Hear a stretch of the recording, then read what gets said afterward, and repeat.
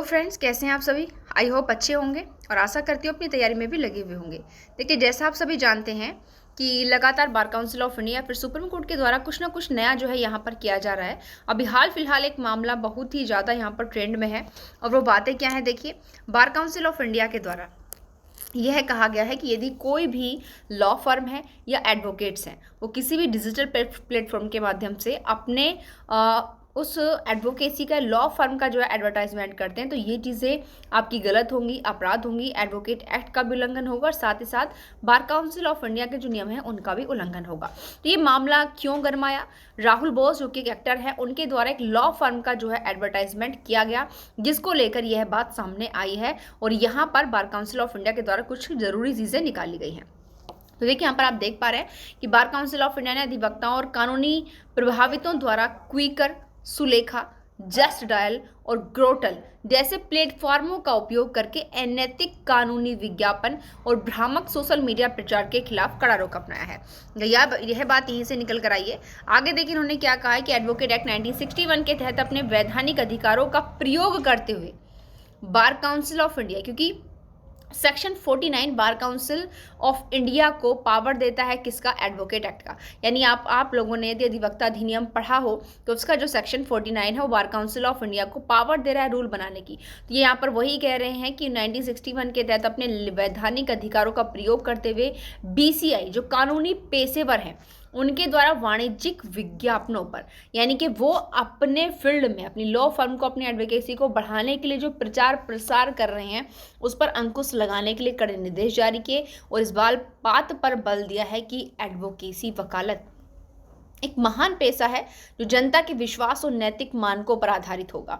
इसलिए इस वकालत के महान पेशे का आप जो है प्रचार प्रसार नहीं कर सकते, क्योंकि प्रचार प्रसार उन चीज़ों का किया जाता है नॉर्मली जो चीज़ आप बेचना चाहते हैं कि हमने भाई ये चीज़ किया, ये चीज़ हम प्रोडक्ट कर रहे हैं, आप इस चीज़ को खरीदो।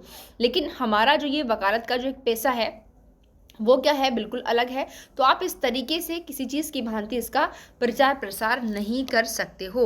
कहने का तात्पर्य है यहाँ पर बार काउंसिल ऑफ इंडिया का ये मानना है नॉर्मली कि इस तरीके से आप जबरदस्ती क्लाइंट को अपने पास खींचने की कोशिश कर रहे हो, जबकि आप उनके साथ जबरदस्ती नहीं कर सकते। वो अपनी इच्छा से किसी भी एडवोकेट के पास जा सकते हैं।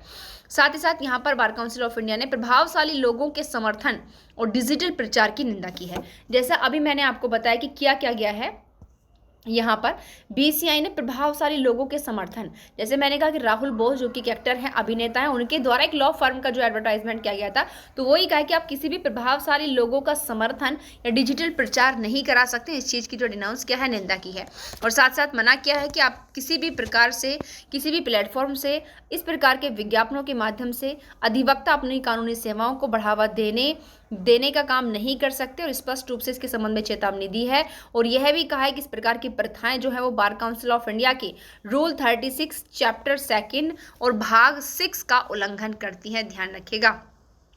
और भारत के सुप्रीम कोर्ट ने भी हमेशा इसी सिद्धांत को बरकरार रखा कि कानूनी अभ्यास को वाणिज्यिक विज्ञापन, क्योंकि अभी मैंने कहा कि विज्ञापन हमेशा जो हम छापते हैं वो किसी बिजनेस के लेवल में छापते हैं, तो यदि एडवोकेसी के फील्ड की चीज़ों का भी आप विज्ञापन करने लगे तो वो एक तरीके से वाणिज्य, बिजनेस, व्यापार बन जाएगा।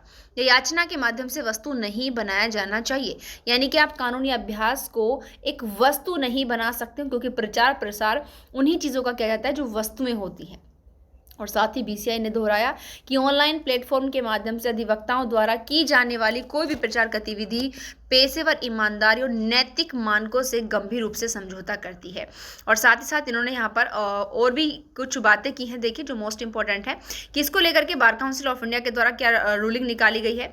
इन्होंने कहा है कि अगर कोई भी व्यक्ति, कोई भी लॉ फर्म या कोई भी एडवोकेट इस प्रकार का काम करता है तो उस पर तत्काल कार्यवाही का आदेश दिया। उन्होंने कहा कि यह नियम 36 का उल्लंघन करने वाले जो विज्ञापन है उन पर प्रतिबंध लगाया जाए। कानूनी सेवाओं को बढ़ावा देने वाले जो बॉलीवुड अभिनेता हैं, जो मशहूर हस्तियां हैं और जो प्रभावशाली व्यक्ति हैं, उन पर प्रतिबंध लगाया जाए अगर वो ऐसा करेंगे। ठीक है। कानूनी प्रथाओं से संबंधित भ्रामक बैनर, प्रचार सामग्री और डिजिटल विज्ञापनों को तत्काल हटाया जाए। गैर रजिस्टर्ड व्यक्तियों द्वारा अनधिकृत कानूनी सलाह प्रसार के विरुद्ध सख्त कार्रवाई। गैर पंजीकृत व्यक्तियों द्वारा, यानी कि वो लोग जैसे ऐसे एडवोकेट के रूप में रजिस्टर्ड नहीं है, वो लोग भी कानूनी सलाह का प्रचार प्रसार कर रहे हैं। ठीक है। नेक्स्ट है कानूनी कार्य हेतु सोशल मीडिया या डिजिटल प्लेटफॉर्म पर पूर्ण प्रतिबंध। कानूनी कार्य हेतु जैसे कि आपने देखा होगा कि बहुत से ऐसे सोशल मीडिया प्लेटफॉर्म बने हुए हैं, यूट्यूब पे भी बहुत सी ऐसी चीज़ें हैं जो आपको देती हैं कि ये अधिकार आपको पुलिस के अगेंस्ट मिले हुए हैं, ये अधिकार आपको उसके अगेंस्ट मिले हुए हैं, यानी कि लोगों को एक तरीके से जागरूक तो कर रहे हैं, बट आपको क्या लग रहा है कि उसमें सारे फैक्ट टू फैक्ट राइट होते हैं या कोई भी चीज़ें गलत नहीं होती। तो घुमा फिराकर यहाँ पर लॉ फर्म और एडवोकेट द्वारा अपने प्रचार प्रसार को तो इंक्लूड किया ही गया है, साथ साथ आप यहाँ पर देख सकते हैं कानूनी कार्य के लिए सोशल मीडिया या डिजिटल प्लेटफॉर्म पर जितने भी आप इस पर कुछ ऐसी चीज़ें छाप रहे हो जिससे आप लोगों में एक तरीके की क्या है जागरूकता जिसको हम कहेंगे, बट मोस्टली उसका अफेक्शन अगर जनता पर गलत पड़ता है तो वो यहाँ पर इंक्लूड किया गया है। गलत सूचना को रोकने के लिए डिजिटल प्लेटफॉर्मों पर कड़े जांच तंत्र का कार्यान्वयन की यहाँ पर इन्होंने देखिए बात की है। ठीक है, उसके बाद देखते हैं कि भाई ये सारे प्रतिबंध जो है यहाँ पर बार काउंसिल ऑफ इंडिया के द्वारा लगाए गए हैं बशर्ते। अब यहाँ पर बार काउंसिल ऑफ इंडिया का क्या कहना है कि भाई अगर आप मेरे द्वारा ऊपर दिए हुए ऑर्डर्स को फॉलो नहीं करते हो तब उसके क्या गंभीर परिणाम हो सकते हैं। यहाँ पर देखिए सीधी सख्त अनुशासनात्मक कार्रवाई करने का ऑर्डर दिया है। उसमें क्या होगा कि अनुपालन न करने वाले एडवोकेट्स का जो एनरोलमेंट है वो निलंबित या निरस्त कर दिया जाएगा। अवमानना कार्यवाही के लिए सीधे भारत के सुप्रीम कोर्ट को मामला रेफरेंस दिया जाएगा। यानी कि अगर यहाँ पर बीसीआई के ऑर्डर्स को फॉलो नहीं किया जाता है तो सबसे पहली कंडीशन क्या है कि एडवोकेट्स का जो एनरोलमेंट है उसको सस्पेंड कर देंगे या फिर वो निरस्त कर दिया जाएगा, या फिर ये अवमानना की कार्यवाही होगी जिसकी सुनवाई सीधे सुप्रीम कोर्ट को ही भेजी जाएगी।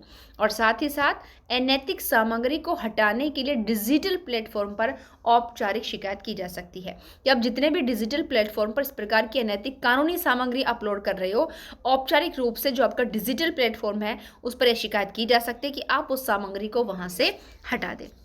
इनके कहने का तात्पर्य है कि इस प्रकार का जो काम किया जा रहा है यह कानूनी पैसे की अखंडता और गरिमा को बनाने के लिए किया जा रहा है। ठीक है, तो यहाँ तक ये मामला इतना ही है।